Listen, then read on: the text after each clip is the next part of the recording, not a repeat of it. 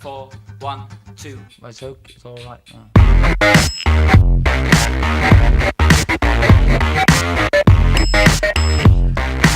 Welcome back to another episode of Beer Addiction with my guest host, Fiona, my cousin. She lives in Burlington, Ontario when she's not going to school at Waterloo University. And it's a special occasion to have her as a guest since we don't get together that often. So it's going to be special. And we have a special drink for today. Not a beer. Yes, we do. I had a few people ask me what ever happened to the alcoholic 5 Alive. Well, today we're going to review that and see if it's a worthwhile experiment to do again. So let's pour it and see exactly what this looks like. Oh, this one did carbonate. I tried. Well, we'll see how it happens after I pour.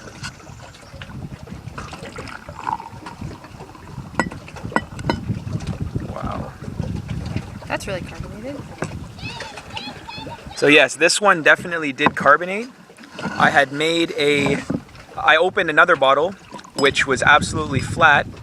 So I have no idea what this one will taste like since it's probably going to be completely different than the previous bottle I've tried. So appearance-wise, it's not at all clear. No. Really opaque. It's very opaque, and I don't know why I just thought about it, but it reminds me of like mango / guava. Yeah, that's like at the bottom. Exactly. It's all bright. Where it's thinner, where the light actually gets through, it's like a very pale orange yellow almost. Yeah. But the top looks like brown. Brown. The top looks brown, and the middle looks dark orange. Yeah. So yeah, I mean, it's very, very lightly carbonated. I have a feeling it's gonna kind of be like champagne carbonated. Oh, okay.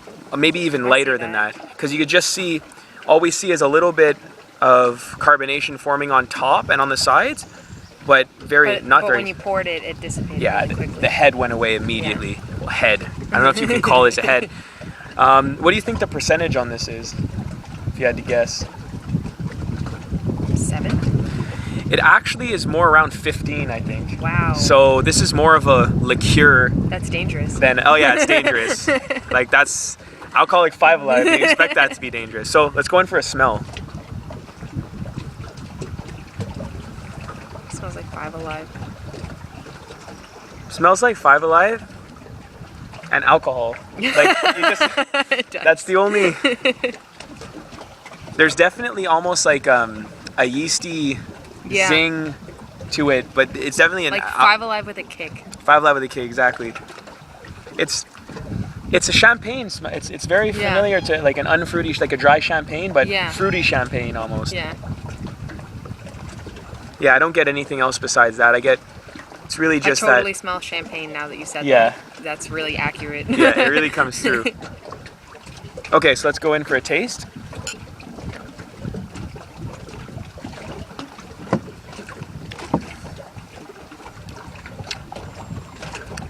I'm gonna let Fiona do the honors in describing what she tastes before I give my opinion, since I have had. This is different than the one I had because it's carbonated, but it tastes a bit like champagne, or like winey almost. Winey, eh? Yeah, but then you don't really get as much of a 5 Alive flavor.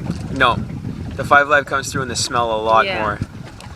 This is just very much I don't know. This is the first thing I've made that I would just describe as just, alcohol concoction. Yeah. Because tasting it, I mean, you might even want to mix this with something else. With 5 Alive. Like with 5 Alive, or, I feel like mixing it with even like ginger ale or something could be really good. Ginger ale would be good. Because then it would add more carbonation. It would add more carbonation, and it would add that sweetness that it's missing. Yeah. Because right now she's right, it's I don't want to say spoiled wine, but it's as if it's a table wine. A very aggressive table wine that has like that much more of a not a sour taste, but tart. It's tart. That's it. I think it would be best to mix it, but it's kind of like a drink that you would drink solely to get drunk. I feel. Yeah, probably. Yeah, which is not to say with most homebrews, which are drank to experience pleasure. Like the one you just gave me. Enjoyment, exactly. Yeah. We just had one of my orange coriander white. Delicious. Yeah, it's such a summer beer. That's one thing that hopefully I can make by the time August rolls. August. I have a little bit of an impediment there. This is really affecting you a lot. It is. By the time August rolls around again, hopefully make another orange, something like that. It's just crisp and refreshing. Yeah, As and the it feels like you're being hydrated the whole time.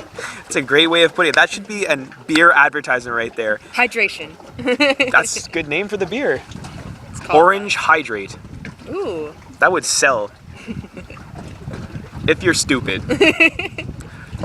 That's pretty accurate of your average consumer though, in my opinion. Orange So Hydrate. Orange Hydrate. Yeah, that could work.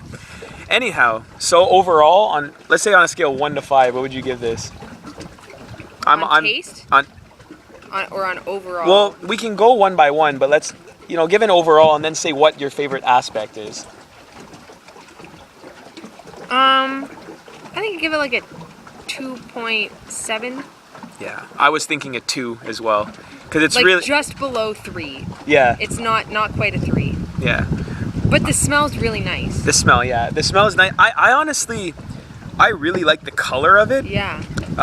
It's just because I almost feel like calling it sunset alcohol, just because the color is really reminiscent of a sunset.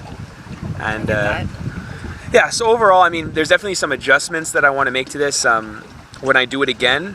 I'm not exactly sure what that will be, considering the amount of sugar that was in this. When sugar ferments out just by itself, it'll generally give these kind of, I call this spoiled wine taste, because tartness, and you'll taste the alcohol, because that's just how that works. That's how the fermentation process for that works. So that's it. Thanks for watching another episode of Beer Addiction. Thank you, Fiona. Thank you for having me. You're welcome. And we'll see you next time.